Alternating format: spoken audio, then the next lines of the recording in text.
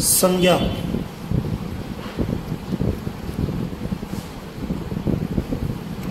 हम आपको पढ़ा रहे हैं संज्ञा। संज्ञा का शाब्दिक अर्थ है नाम। किसी प्राणी,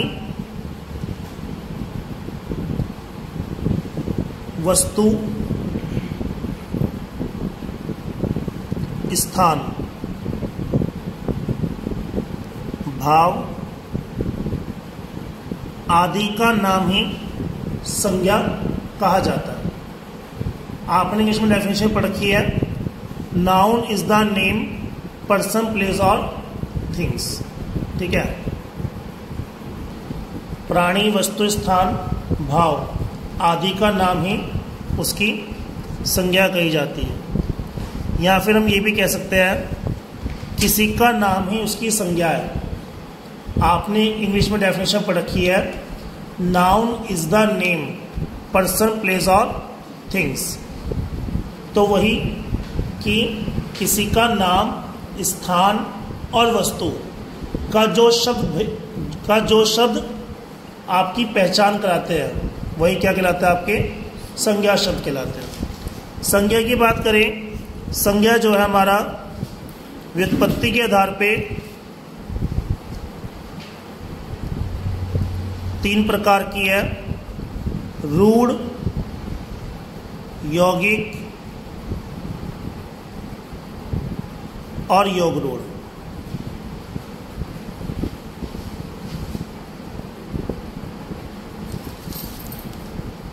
रूढ़, यौगिक और योग रूढ़, ये 3 भेद संज्ञा के उत्पत्ति के आधार पर। किसके आधार पर? व्युत्पत्ति के आधार पर।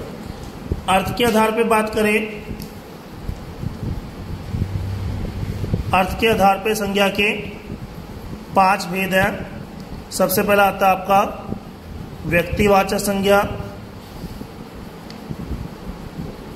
दूसरा आता है आपका जातिवाचक संज्ञा,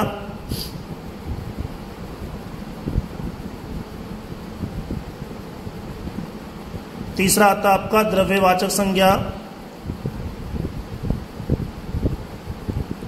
चौथा आता है आपका समूहवाचक संज्ञा,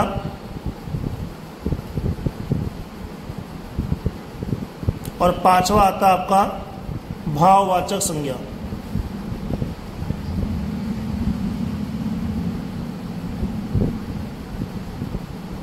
सबसे पहले बात करते हैं व्यक्तिवाचक संज्ञा की। व्यक्तिवाचक संज्ञा का मतलब है जो किसी व्यक्ति, स्थान या वस्तु का बोध कराएगी। व्यक्तिवाचक संज्ञा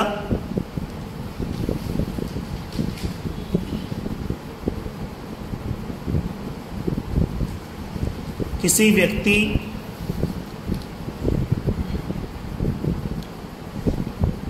वस्तु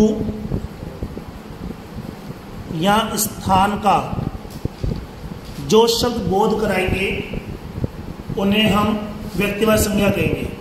जैसे व्यक्ति में देखें, राम किसी का नाम है, व्यक्तिवाचक संज्ञा होगा मोहन। किसी का नाम है, व्यक्तिवाचक संज्ञा होगा गंगा, व्यक्तिवाचक संज्ञा होगा। इस तरह से ही वस्तु की बात करें तो वस्तु में जैसे ताजमहल, ये भी व्यक्तिगत संज्ञा हो जाएगा। स्थान की बात करें, आगरा स्थान, यह आपका व्यक्तिगत संज्ञा हो जाएगा। दिल्ली व्यक्तिगत संज्ञा हो जाएगा। ये व्यक्ति के नाम कोई भी हो सकता है नाम, और वस्तु में जैसे ताजमहल हो गया, स्थान में आगरा हो गया, दिल्ली हो गया। तो ये व्यक्तिगत संज्ञा उदाहरण है जो किसी व्यक्ति, वस्तु या स्थान का जो शब्द भेद कराएंगे, जो शब्द बोध कराएंगे, वह क्या कहलाएंगे, आपके व्यक्तिवाचक संज्ञा कहलाएंगे। फिर बात करते हैं दूसरा हम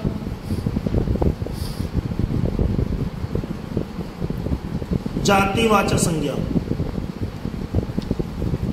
इस जाति से समझ में आता है जैसे किसी के नाम के आगे शर्मा, वर्मा लगता है, कुमार लगता है, ऐसे ही वे संज्ञा शब्द जाति का बोलता है जो कि बाद में सफिक्स तरह प्रयोग में आए। एक तो प्रीफिक्स होता है, सफिक्स होता है, जो कि सफिक्स तरह प्रयोग में आए। वह क्या कहलाता है, हमारा जातिवाचक संज्ञा कहलाता है। इसकी डेफिनेशन इस प्रकार है, जो संज्ञा एक प्रकार की वस्तुओं का अर्थात पूरी जाति का बोध कराती है, उसे जातिवाचक संज्ञा कहते हैं। जैसे आपके नाम के आगे शर्मा लगता है या वर्मा लगता है, तो ये आपकी जाति का बोध करा रहे हैं। ऐसे ही जातिवाचक संज्ञा के जो उदाहरण होंगे वो ये होंगे, जैसे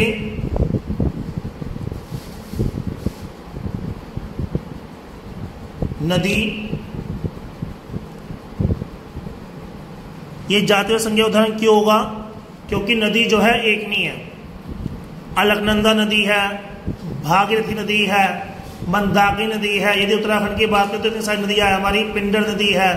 तो हम देख रहे हैं कि नदी जो शब्द है बिल्कुल ऐसे ही जुड़ रहा है जैसे नाम के आगे शर्मा वर्मा कुमार जुड़ता है, तो इसलिए नदी जो हो जाएगा हमारा जातिवाचक संज्ञा हो जाएगा।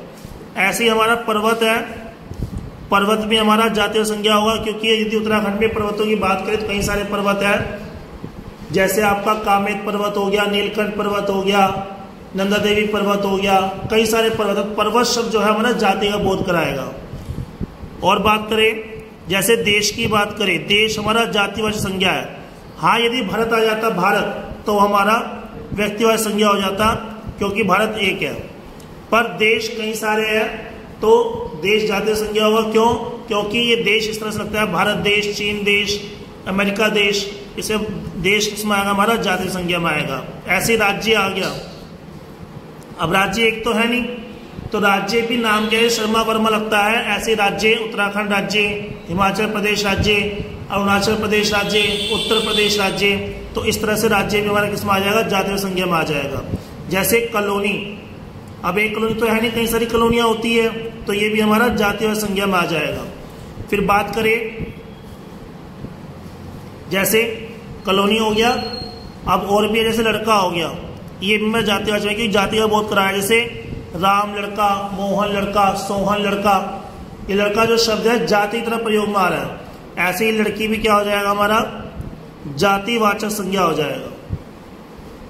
ये हमारी जातीय संज्ञा हुई। तीसरा है हमारा जो आता है वो है द्रव्यवाचक संज्ञा। द्रव्यवाचक की कहानी कुछ इस तरह से है। इसकी डेफिनेशन कहती है, वो ये कहता है, जिस संज्ञा शब्द में उस सामग्री या पदार्थ का बोध होता है जिससे कोई वस्तु बनी है, वह हमारा द्रव्यवाचक संज्ञा कहलाता है। इसमें तीनों अवस्था आ जाती है द्रव्यवाचक में, ठोस, द्रव और गैस।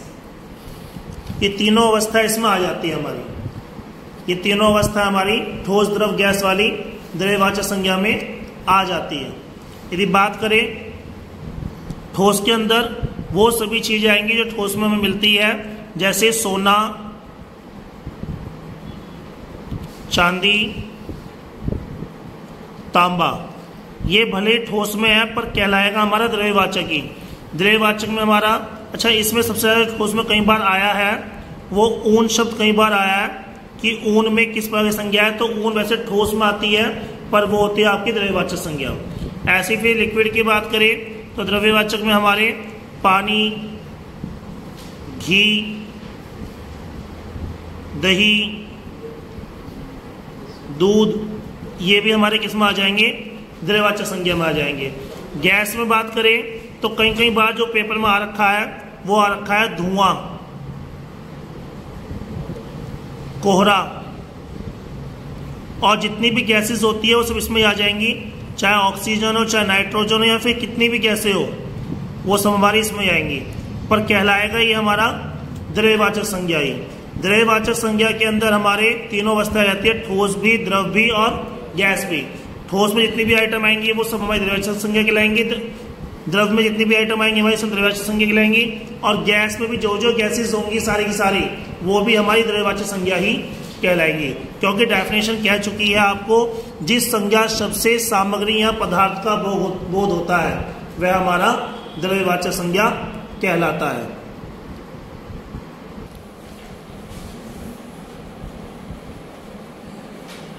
समूहवाचक संज्ञा।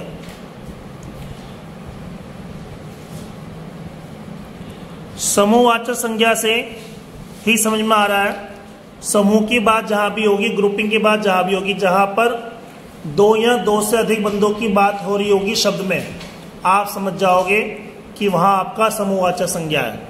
जैसे फॉर एग्जांपल बात करेंगे नवरात्रि। अब नवरात्रि एक नवरात्रा तो है नहीं, कई सारी नवरात्रि है, 9 नवरात्रि होती है, यहाँ लिख भी दिया नवरात्रि मतलब 9 रात्रियां, तो कौन सी संज्ञा हो जाएगी यहाँ पे? समूहवाचक संज्ञा हो जाएगी।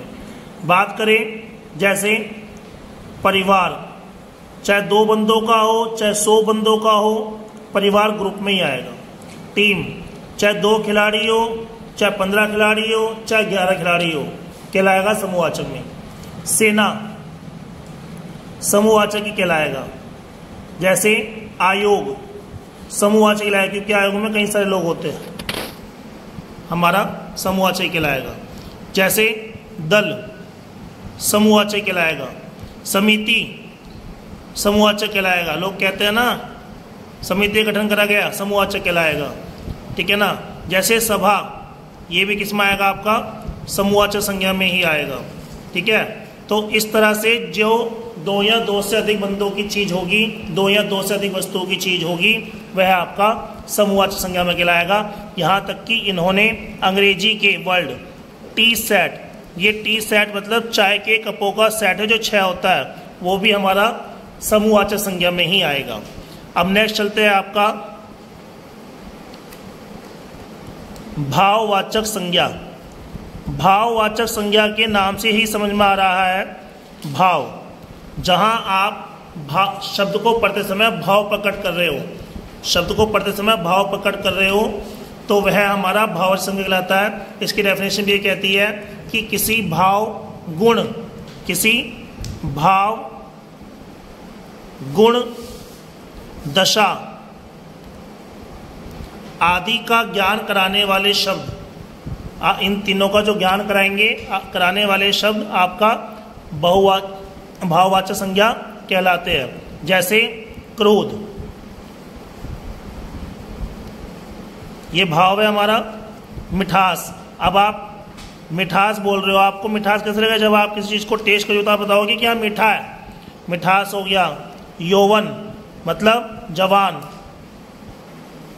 जैसे बुढ़ापा, ये भी हमारा बुढ़ापा, ये भी हमारा भाववाचक संज्ञा में ही आएगा। जैसे ईमानदार, हम किसी को ईमानदार बोल रहे हैं तो हम अपने भाव प्रकट कर रहे हैं, तो इसलिए ये भी हमारा भाववाचक संज्ञा में ही आएगा। जैसे बेईमान, हम किसी को बेईमान बोल रहे हैं तो अपना भाव प्रकट कर रहे हैं, तो ये भी हमारा किस में आएगा? भाववाचक संज्ञा में ही आएगा। तो हमारे संज्ञा के 5 भेद अर्थ की दृष्टि से ये कंप्लीट हुए।